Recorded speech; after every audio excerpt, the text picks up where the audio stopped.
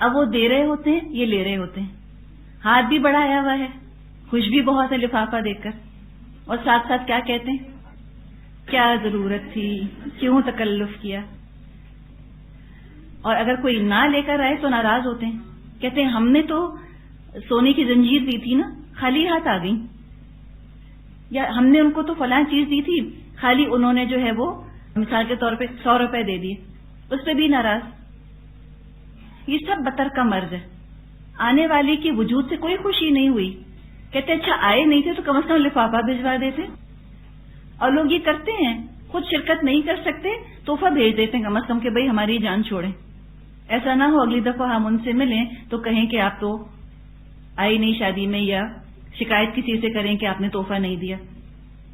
اگر تحفہ بھیج دیا پھر ہماری بلا سے، آتا ہے تو آئے، نہیں آتا نہ آئے، تحفہ تو آ گیا. تو تحفے کی ویلیو ہے، اور بلانے کی یا آنے کی کوئی ویلیو نہیں ہوتی. ہر خوشی کے موقع کو اس طرح سیلیبریٹ کیا جاتا ہے، کوئی نہ کوئی اپنی غرض اس کے اندر ضرور شامل ہوتی ہے. تو یہ ساری چیزیں جو ہیں پھر یہ بطر کے اندر جاتی ہیں. پھر دیکھیں تحفے کے بارے میں، اگر آپ کو کوئی آپ کے معیار سے کم تحفہ دے، آپ کو فرق نہیں پڑتا، اللہ کرے ایسا ہو. آپ تحفے کا جذبہ دیکھیں، اور آپ تحفے کی قیمت پرائز ٹیگ نہ دیکھیں. لیکن اگر معیار سے کم تحفہ دے، اپنی اہمیت کے خلاف لگتا ہے، اب یہ بطر ہے. اپنے آپ کو آپ نے اس تحفے سے تولا، اس تحفے کی ویلیو سے خود کو دیکھا. برا لگتا ہے لیکن اظہار نہیں کرتی، یہ بھی بطر کا مرض ہے. کیوں برا لگا؟ تحفے کی ویلیو قطعاً کوئی حیثیت نہیں رکھتی. اصل چیز یہ ہے کہ کسی نے آپ کو تحفہ دیا، محبت کا اظہار کیا. آج کا کریڈٹ کارڈ میری ضرورت ہے تو ٹھیک ہے، میرے والیٹ میں ہونا اسٹیٹس سمبل ہے. اب ایک نہیں، لوگ 2 3 4 کریڈٹ کارڈ رکھتے ہیں، گولڈن، پھر پلیٹینم. اب بعض دفعہ وہ کہتے ہیں کون سا کریڈٹ کارڈ چاہیے، وہ پورے تاش کے پتوں کی طرح پکڑے ہوئے ہوتے ہیں انہوں نے. اب یہ کیا طریقہ ہوا؟ صرف بطر ہے، صرف دکھاوا. مجھے اپنی استطاعت سے بڑھ کر خرچ کرنے کی اجازت دیتا ہے کریڈٹ کارڈ. یہ بھی پکا بطر ہے 100%. کیش دے کر نہیں ہم خرید سکتے، چلو کریڈٹ کارڈ پر لے لیا، وہ قرضہ پائل اپ ہوتا رہے گا، پھر دیکھیں گے بعد میں.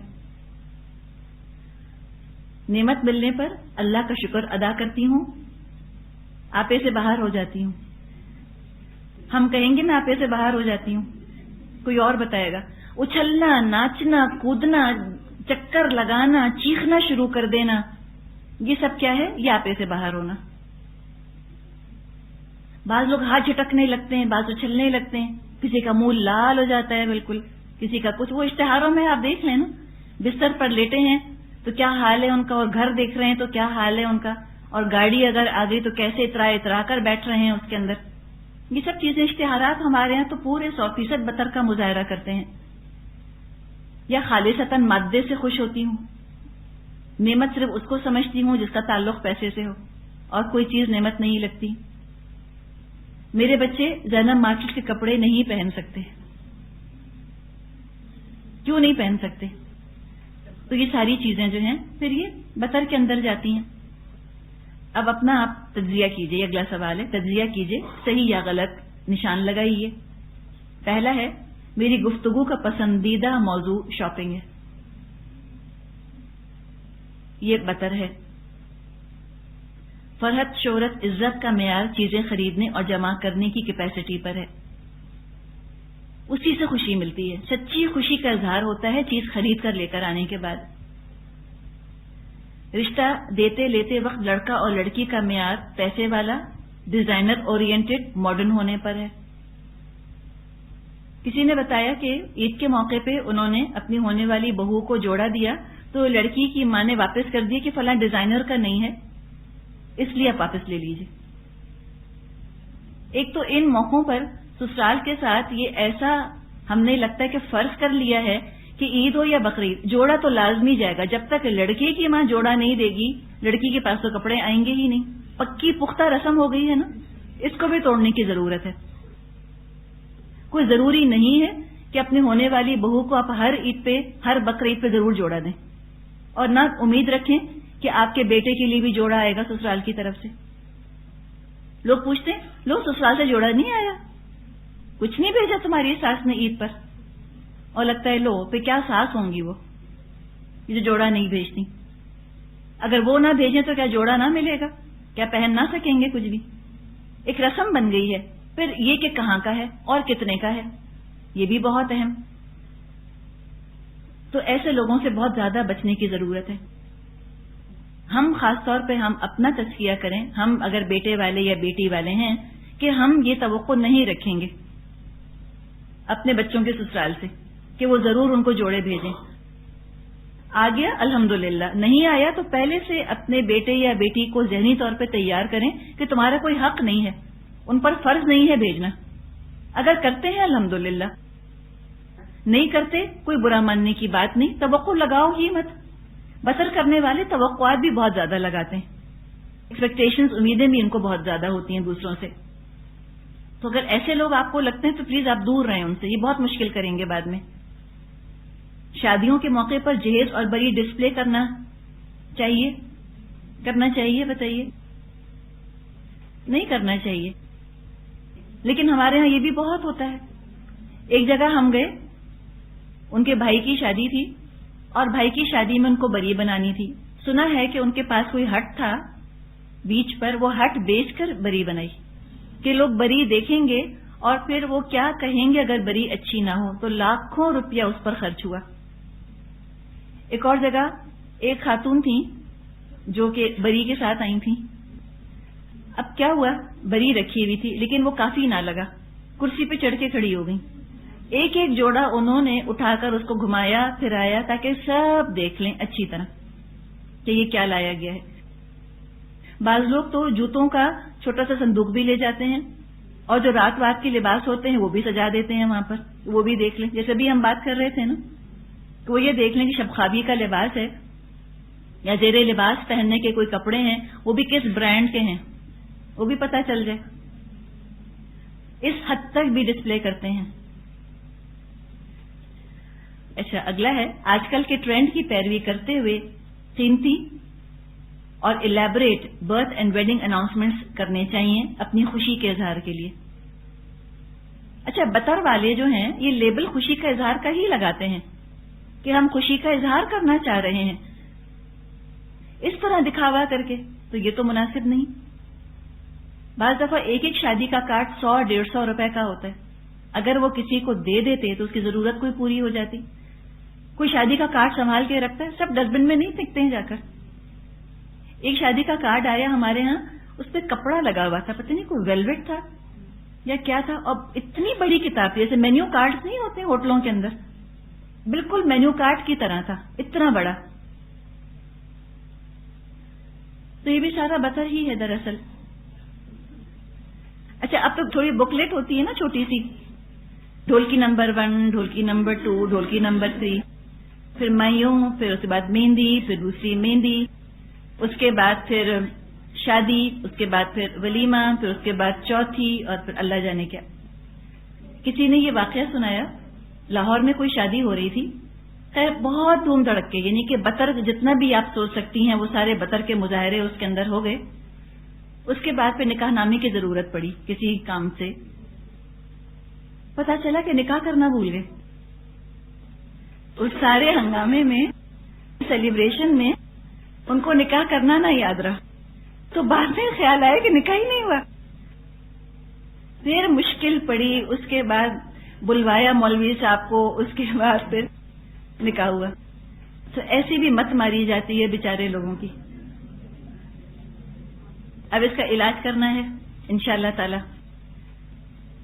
ایک تو اللہ سے ضرور دعا کیجئے کہ اللہ ہمیں بچائے. دیکھیں, دوسروں پر ہنسنا یا ان کے بارے میں بات کرنا آسان ہے, اپنے گھر میں جب کوئی موقع کھڑا ہوتا ہے اس وقت اپنے آپ پر کنٹرول کرنا اور پیسہ ہوتے ہوئے بطر سے بچنا, یہ بڑا مشکل کام ہے.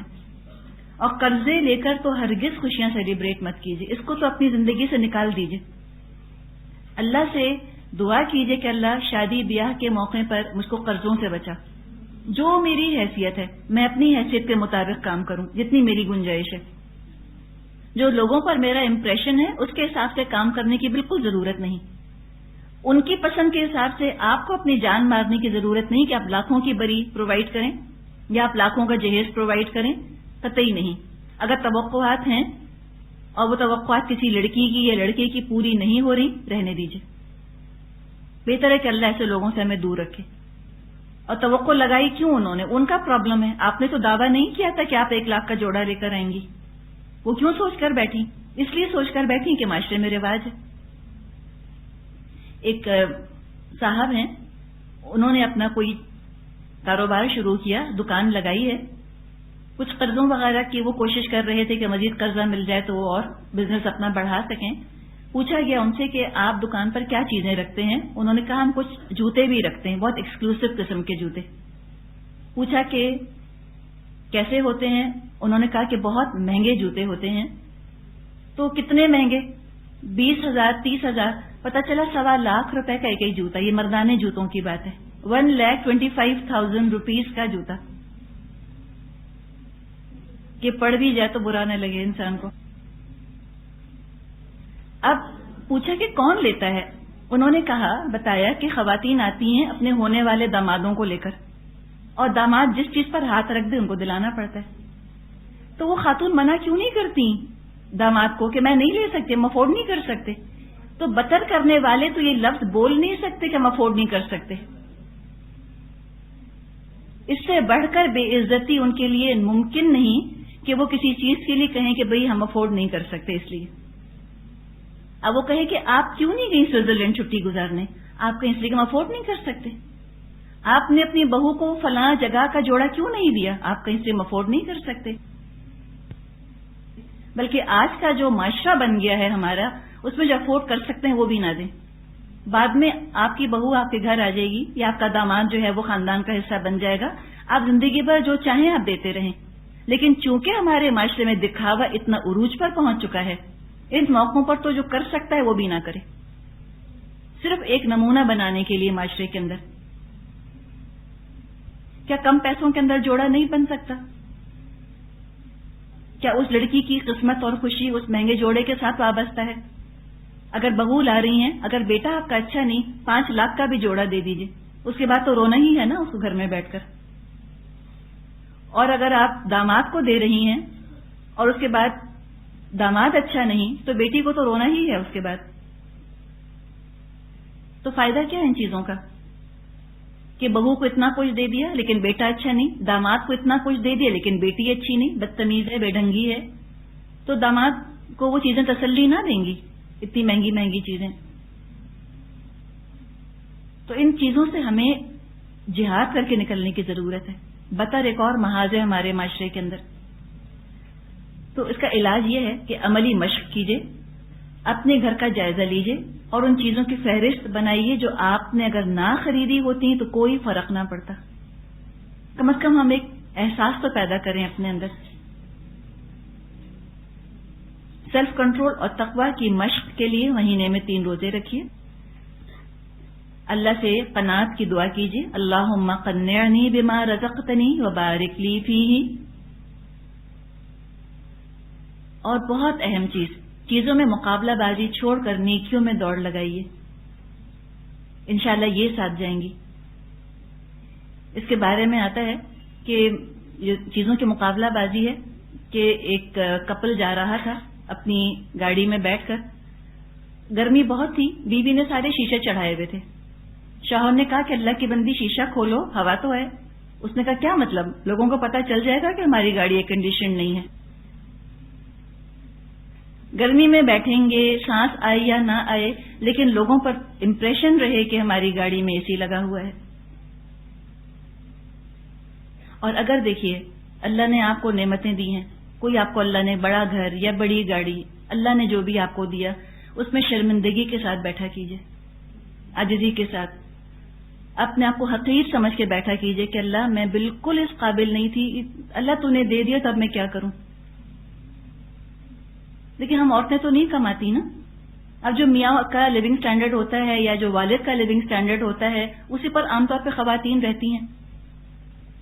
تو اگر آپ کی نصیب میں لکھ ہی دیا اللہ نے تو بہت عاجزی کے ساتھ، بہت ہیوملٹی کے ساتھ، بہت اپنے حقیر ہونے کے احساس کے ساتھ ان چیزوں کو استعمال کیجئے کہ اللہ یہ میرا حق نہیں تھا, آئی ڈونٹ ڈیزرو دیم, اور دعا کریں اللہم حاسبنی حسابا یسیرا, اللہ تو میرا آسان حساب لے. اور اللہ اس چیز کی محبت میرے دل میں پیدا نہ ہو, اس کی محبت نہ پیدا ہو. میں اپنی وقت, اپنا مقام, اپنا معیار میں اس مادی چیز کے ساتھ نہ جج کروں. میں تو میں ہوں, چاہے میں رکشہ میں بیٹھوں, چاہے مرسیڈیز میں بیٹھوں. اگر میں اللہ کی بندی ہوں, میں اللہ کی نظر میں اچھی ہوں, الحمدللہ میں ہر جگہ اچھی ہوں. اگر میں اللہ کی نظر میں اچھی نہیں تو میں جہاں مرضی جس چیز میں جا کر بیٹھ جاؤں, کوئی ویلیو نہیں.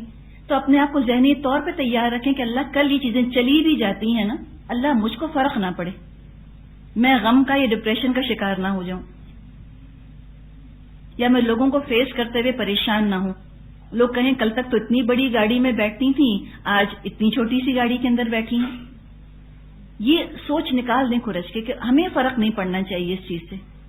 جب آپ کی نظر میں اس چیز کی اہمیت ہوگی تو دوسروں کی نظروں میں بھی بہت زیادہ ہم اونچا ہونے کی کوشش کریں گے. جب آپ کی اپنی نظر میں اہمیت نہیں ہوگی تو آپ دوسروں کے بارے میں فکر مند بھی نہیں ہوں گے انشاءاللہ. تو مقابلہ بازی چھوڑ دیجئے, اللہ کا شعور کے ساتھ شکر ادا کیجئے.